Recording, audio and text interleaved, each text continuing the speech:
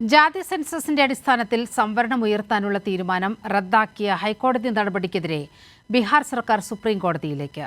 ജാതി സംവരണം 65% ഉയർത്തിയ ബീഹാർ സർക്കാർ നടപടിയാണ് ഹൈക്കോടതി റദ്ദാക്കിയത്. NDA ഘടകകക്ഷി എന്ന നിലയിൽ നിതീഷ് കുമാർ സർക്കാരിന്റെ ഹർജിയിൽ സുപ്രീം കോടതിയിൽ കേന്ദ്ര സർക്കാർ സ്വീകരിക്കുന്ന നിലപാടും ഏറെ പ്രസക്തമാണ്. ബീഹാറിൽ മഹാസഖ്യ സർക്കാരിന്റെ ഭാഗമായി നിൽക്കുമ്പോഴായിരുന്നു നിതീഷ് കുമാർ സർക്കാർ ജാതി സെൻസസ് നടപ്പാക്കിയത്.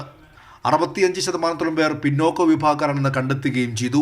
ഇതിന്റെ അടിസ്ഥാനത്തിലാണ് പിന്നോക്ക വിഭാഗങ്ങൾക്ക് സർക്കാർ ജോലികളും വിദ്യാഭ്യാസ സ്ഥാപനങ്ങളും ഉണ്ടായിരുന്ന സംവരണം 50% നിന്നും 65% ഉയർത്തി വിജ്ഞാപനം പുറപ്പെടുവിച്ചത്. എന്നാൽ ഇത് ഭരണഘടനയുടെ ആർട്ടിക്കിൾ 14, 16, 20 എന്നിവയുടെ ലംഘനമാണെന്ന് ചൂണ്ടിക്കാട്ടി സമർപ്പിക്കപ്പെട്ട ഹർജികളിൽ പട്ന ഹൈക്കോടതി സർക്കാരിന് തിരിച്ചടിയായി വിജ്ഞാപനം റദ്ദാക്കി.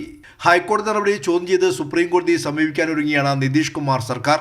നിലവിലെ രാഷ്ട്രീയ സാഹചര്യത്തിൽ NDA പാളയത്തിലെത്തിയ നിതീഷ് കുമാർ സർക്കാരിന്റെ തീരുമാനം ദേശീയ തലത്തിലും പ്രസക്തമാണ്. ജാതി സെൻസസിനെയും ഇവ അടിസ്ഥാനമാക്കിയുള്ള സംവരണത്തെയും എതിർക്കുന്ന നയമാണ് നരേന്ദ്രമോദിക്കും BJPക്കും ഉള്ളത്. എന്നാൽ മൂന്നാം മോദി സർക്കാർ രൂപീകരണത്തിൽ JDUവിന്റെ പിന്തുണയും നിർണായകമായതിനാൽ കേന്ദ്ര സർക്കാരിന്റെ ഇപ്പോഴത്തെ നിലപാട് ഏറെ ശ്രദ്ധേയമാണ്.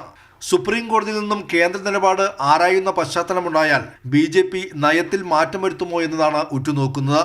മറിച്ചാണെങ്കിൽ മുന്നണി ഐക്യത്തിൽ വിള്ളലുണ്ടാകാനുള്ള സാധ്യതയും തള്ളിക്കളയാനാകില്ല.